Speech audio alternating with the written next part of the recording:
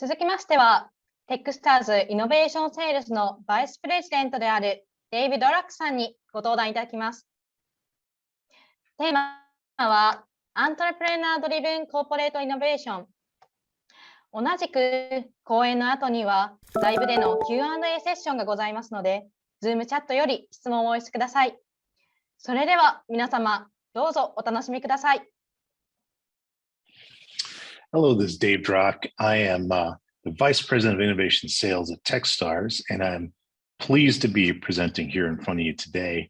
Unfortunately, I can't be there live, but excited to share this information and actually answer questions live as we can. So let me start the presentation here.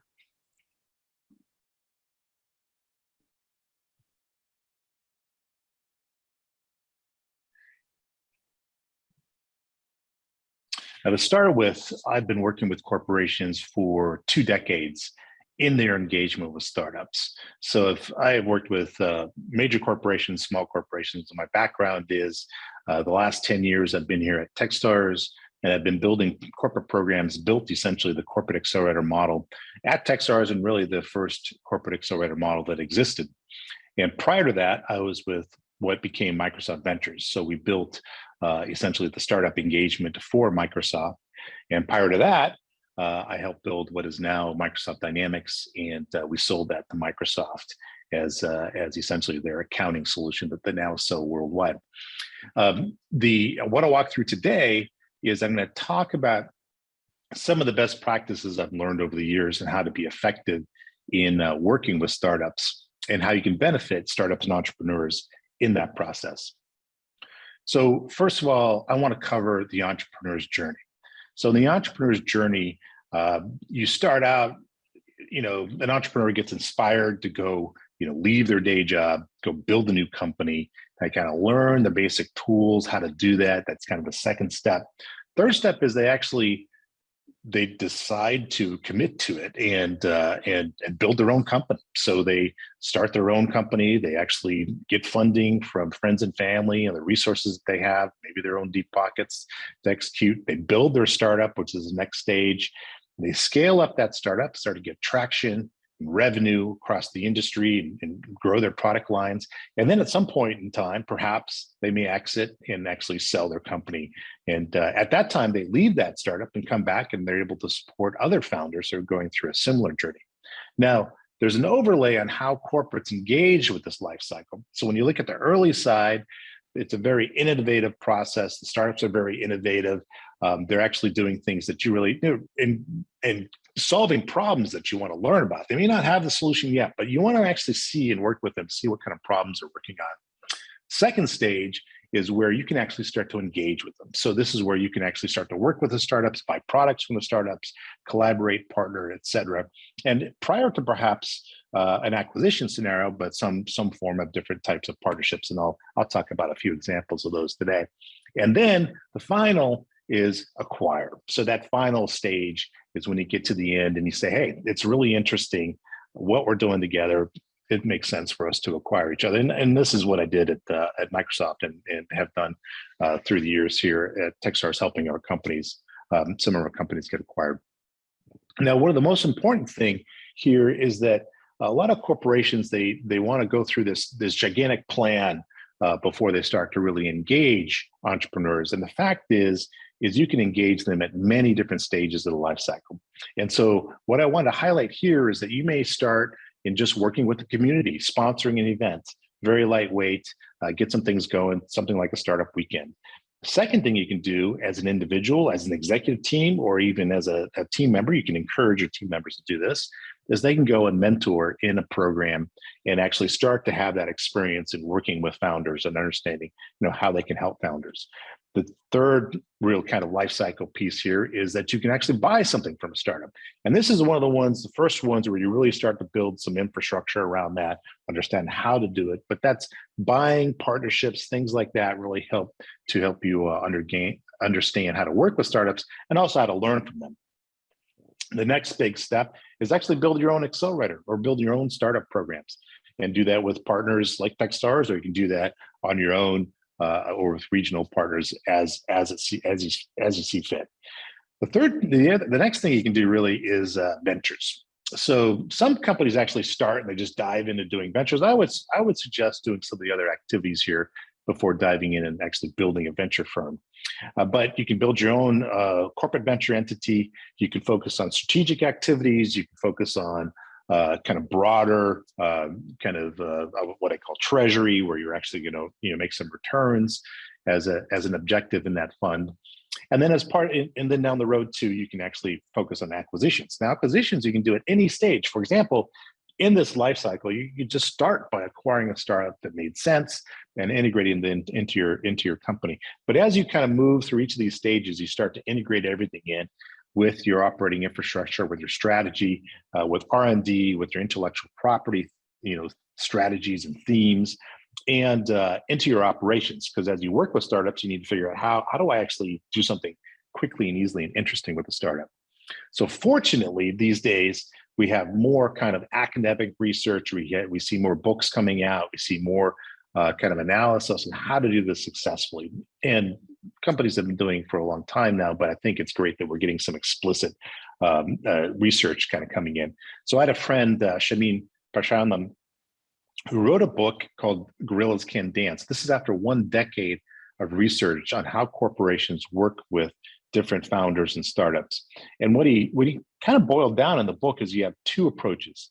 One approach is a funnel where you're looking at, based on your engagement thesis, you define a collection of startups that you're interested in working with. And you filter those through some criteria. You work with an external tech scouting firm, or you work with your internal teams to go through and filter through and find startups that you're interested in working with. And then you pick a few to do some interesting things with. Another approach you can take there is either sponsor or actually create your own incubator. An incubator is a continuous process. It's different than an accelerator, but an incubator is always available, always live, and you kind of move companies through the same kind of filter process into and out of an incubator that you may be hosting or working with. The cohort approach is essentially putting everything into a closed time frame.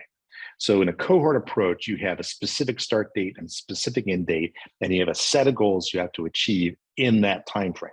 So the benefit of the cohort approach is it forces activities to occur both on the corporate side as well as on the startup side. So if you're really trying to force acceleration of innovation and acceleration of engagement with startups, then the cohort approach is something you should evaluate. And that, in the way that Techstars delivers it, we have 2 things. We have the Techstars Accelerator, which is world famous and you probably are familiar with. And we also have the Techstars Founder Catalyst, which is a pre-accelerator program, kind of part of that learning stage, as I went over in the founder's journey earlier, the earlier slide. Now, just for Techstars all up, I just wanted to highlight a few of the key numbers regarding Techstars and the Techstars Accelerator. So these numbers cover the Techstars Accelerator that we've been running for 14 years now. And just to highlight a few key numbers here, we have 6 companies that have gone through IPO, are now public companies. We have more than 18 unicorns. Unicorns are companies that are $1 million in value, $1 billion in valuation or more, $1 billion or more in valuation. And every company that goes through a Techstars program raises $1 million. So, well, an average of $1 million. So some companies may raise 6 million coming out of the accelerator, and some may raise just a few $100,000. But the average is across the thousands of companies that have gone through the program is $1 million. And the total market cap of all the companies that we have in the portfolio right now is 70 billion. So that just demonstrates the impact that the Techstars Accelerator has, also the accelerator process in general has, with helping companies kind of get that first money, get that real money, get those connections to the investors. We have over 20,000 investors investing in our companies, and that network is what actually drives all these numbers. Now, I just wanted to touch on a few key case studies that we've had over the years, and I think you can actually click through these and actually see the background data on these. Let me start with Techstars Mobility, which was in Detroit. So Techstars Mobility was in partnership with Ford and a collection in the automotive industry.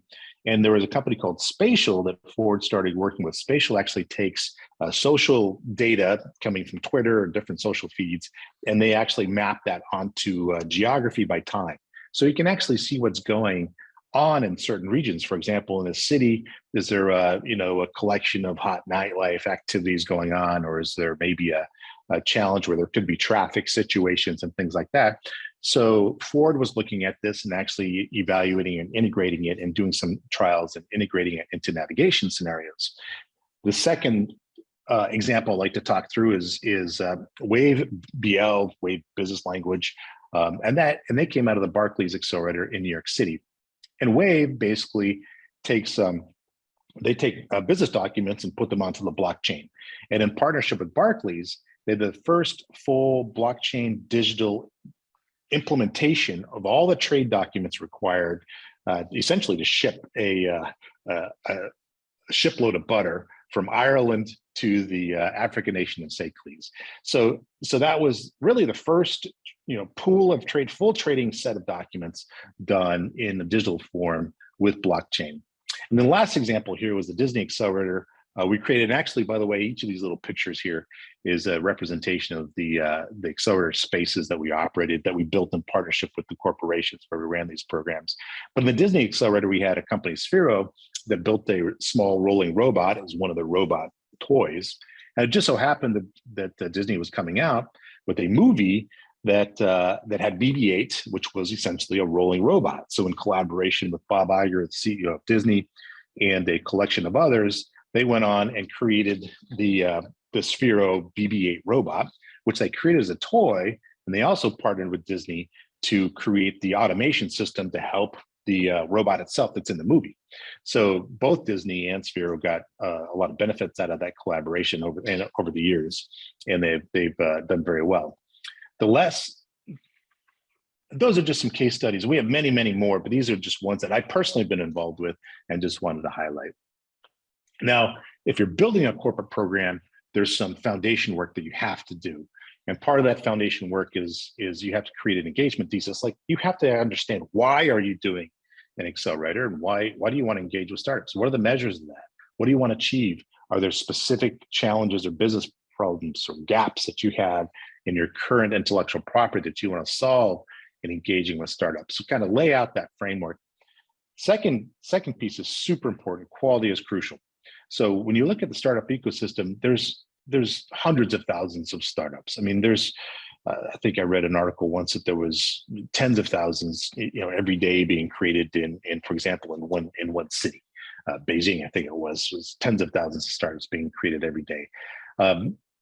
But you want to engage in startups that really have the potential to deliver the innovations that you're interested in, deliver a partnership that you're interested in, and help you kind of either grow from a regional ecosystem or from a targeted intellectual property domain. Super important.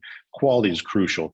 And when you as an executive, you as a senior executive, are engaging with this founder, what you'll see when you're dealing with the top tier and the top high quality startups, you will see those entrepreneurs be your peer in intellectual conversations in every possible way. Third is engage consistently. So when you're every time you're working with a startup, you're creating a reputation for yourself in the startup community. And you have to realize that all these founders, all these entrepreneurs talk to each other. And so you want to have a high quality, top tier reputation in that ecosystem. And that's one of the things, like, for example, when I work with the corporate partners and my friends on the corporate side, that's one thing we really try to instill with them. You want to be good participants in that startup ecosystem. Build your innovation brand. You want to build that externally. So you want to leverage PR, leverage your visibility of your programs, and make it, essentially, when you do something interesting with a startup, make a big splash about it. And also, you want to make sure that you do that in support of the startup. So make sure that they're part of those stories as well, because those founders will trust you more for that, and they'll actually respect you more for that. And last, I got to say, without a doubt, is get moving. Pick a program, as I described earlier. You can do something as light as just mentoring, but pick a high quality program. Make sure that you can be a mentor in that program and get engaged. So I'm Dave Drach. I'm a Vice President of Innovation Sales here at Techstars. I encourage you to work with your local ecosystem, work with your local Techstars representatives and other programs, and get engaged in the startup ecosystem. If you do it in a structured, disciplined way, it will have tremendous benefits for you personally and for your corporation. Thank you. Dave, thank you for coming. So, 最初の質問ですけど、ビジネスユニットの長として、コーポレートの KPI にいつも追われているようです。どのように彼らにイノベーションを受け入れていただくのがいいのか、どうやってコミットさせるのがいいでしょうかという質問です。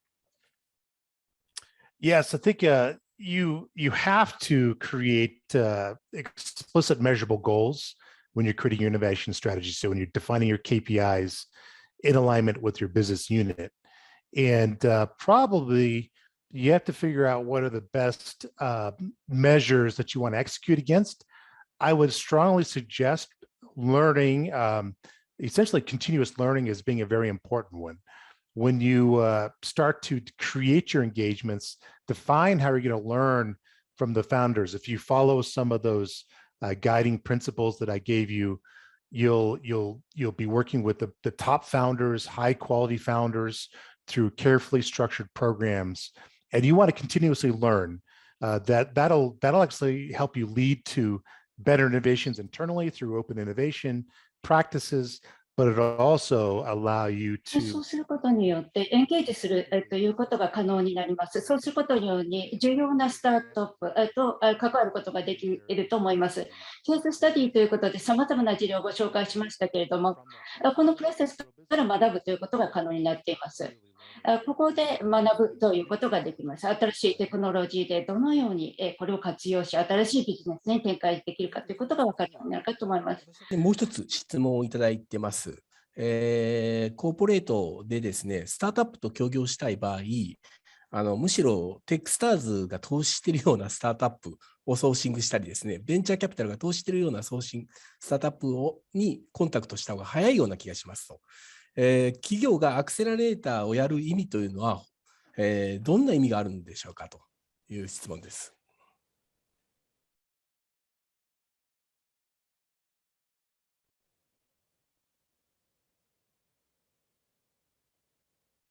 Yeah, good question. So just はい、大変いいご質問だと思います。アクセレーターをご自身でやるか、あるいは経験がある、そして名のあるテクスターのようなオペレーターと共同した方がいいかというご質問だと思います。最初に始めるということであれば、経験があって評価のあるところと組むのがいいと思います。とにかくこのスタートアップがどうであるか、非常に高いクオリティがあって、創業者が非常に才能があるかということを見極めるためには、皆さんとエグゼクティブチームとの関係性に関わってくると思います。ということを考えますと、知的、そしてビジネスの経験においても対等な立場であるということが明確にしなければいけません。経験があるということが必要だということを考えますと、私たちのような経験があるところと組むのがいいかと思います。ディズニーであったり、メトロであったり、アジアであれば様々なマイクロソフトの場合もそうですも同じように組むということがあったかと思います。まず足元を固めて土台をしっかりと作るということが重要だと思います。もう一つ面白い質問いただいてます。大企業のオープンイノベーションにとって自分たちのコア事業じゃないところ、いわゆる事業から離れたところでアクセラレーションをやる方も多いですと。ただこの場合ですね、デビッドさんがおっしゃるようにギブファーストの精神って何か企業から与えられることが少なくなってしまいますと。そういった意味で、自社からのコア事業から離れたですね、少し離れたところの領域でアクセラレーションをやることについてどう思われますか。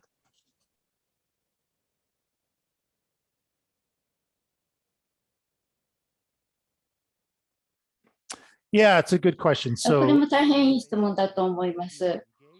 エンゲージメントということを考えていらっしゃるので、あればそれが主要ファンクションであったり、戦略と離れていた場合には、ここにどう注意を集約するかということだと思います。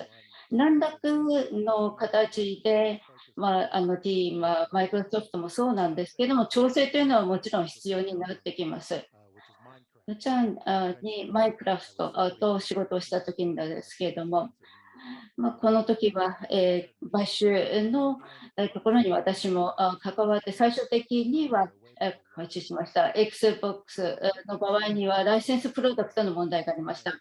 ライセンスというのは当時において、スウェーデンに拠点を置いていました。個人のフィーであったり、ゲームであったり、通常の制度というのがありませんでした。しかし、アライメントの内容はといいますと、このある特定の人口層に集約して非常に多くの利用者がいたということです。8歳から12歳までの間、この世代というのは、ゲームプレイヤーの視点からありますと、このトラクションというのは非常に大きなものでした。コンテンツが非常にクオリティが高い、ということがありましたのです。ビジネスモデルをなんとここに、当てはめていくかということが問題になってきました。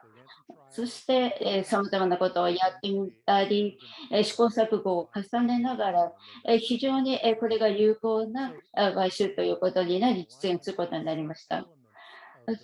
ある程度、そのイノベーションの要素を見ながら、この製品において調整するということに注目をすれば、買収まで行くのか、それともただにここからは自身の戦略と上での学びになるのかと、いずれの場合かになるかと思います。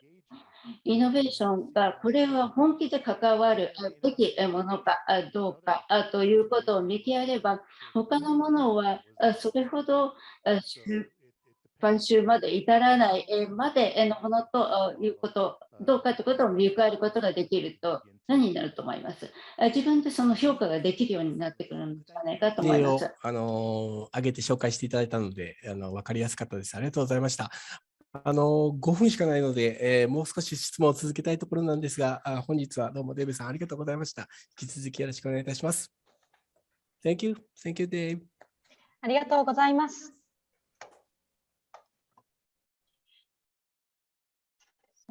デイビッド・ラックさん、ありがとうございました。